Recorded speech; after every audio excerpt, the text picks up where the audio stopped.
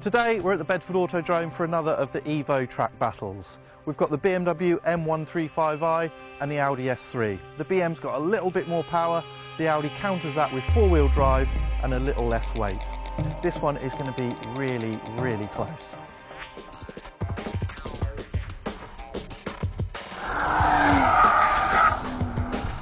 So we're going to start in the benchmark car, the M135i.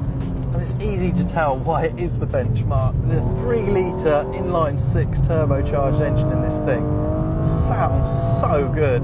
It's got 316 horsepower, 330 odd pounds-foot of torque, and it just hurls this little car along and sounds brilliant while it's doing it. This car's got the optional 8-speed auto, and it's such a quick gearbox, and the ratios are so short.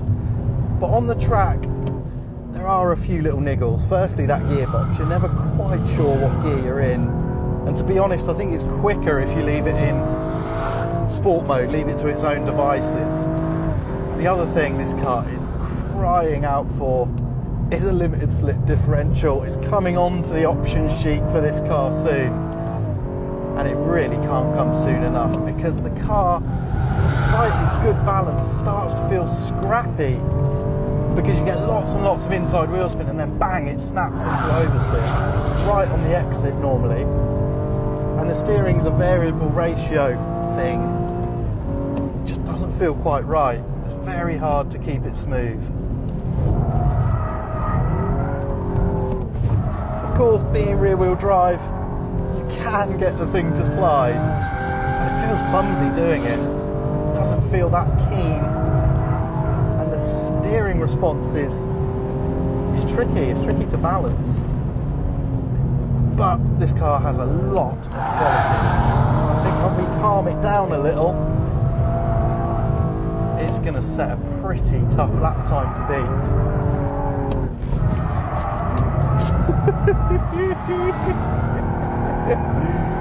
Okay, enough with the sideways. Let's try and hook one up.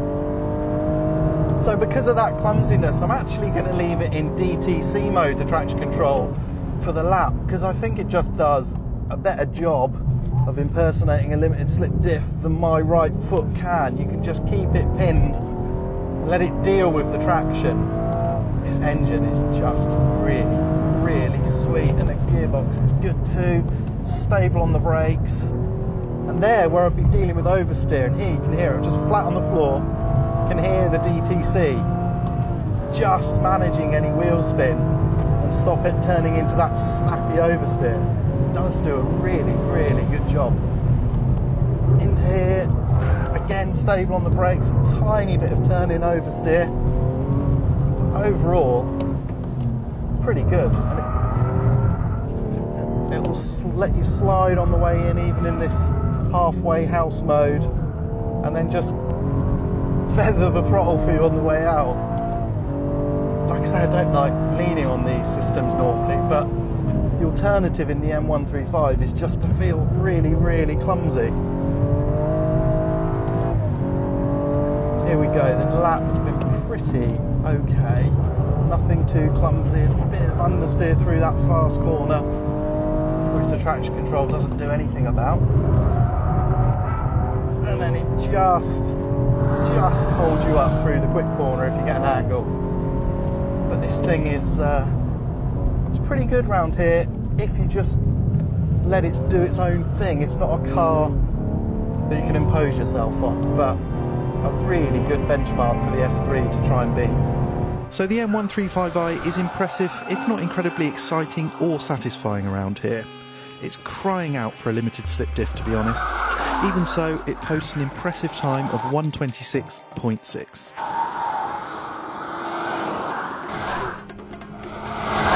So there are no such traction worries, of course, in the Audi S3. This has got a 2-litre 4-cylinder turbocharged motor.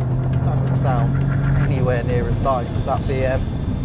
It's got 300 horsepower, just 300 PS. So it's down on power a little bit, but it's slightly lighter. Obviously it's four-wheel drive, and it's going to be super composed, that much we know. But having driven this thing around here for a couple of laps, it's got more than composure on its side. This is an Audi that actually has a degree of adjustability, which you just, well, very, very rarely expect. But this car, you can take angles, you can trim the line with left foot braking, and it just feels more set up for keen driving than Audis have done recently. It's actually quite a fun little thing, but it does feel down on power compared to that BM, and it sounds a bit boring too. So let's see if it runs a good lap time. Yeah, like I said, this thing is not set up like Audis often are.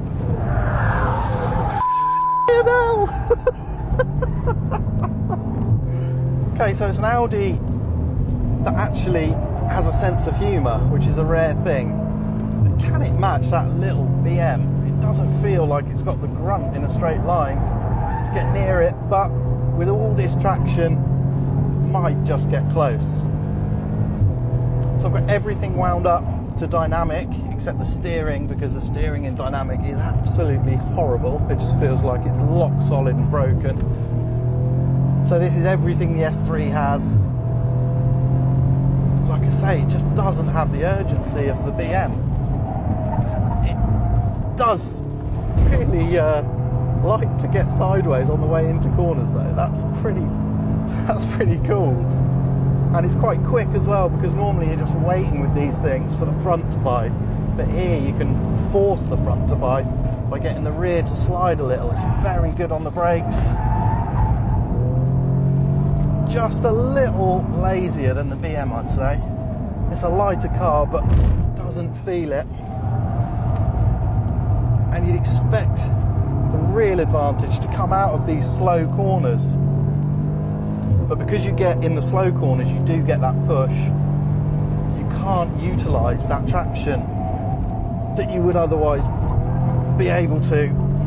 And so I don't think you're clawing any time back on the BM, which is just quicker in a straight line and better balanced in the quick corners as well, I think. Yeah, so it's funny, this Audi. Really quite fun when you're just trying to hoon it around, but feel like a particularly quick lap. And so it proved. We commend Audi for building in some genuine adjustability to the S3. It's certainly a heap more fun than the last one. But against the clock, that entertaining side didn't really help. In fact, it just felt outgunned by the BMW. A lap time of 1:27.7 is 1.1 seconds off the M135i's pace. It's a clear win for the boys and girls from Munich.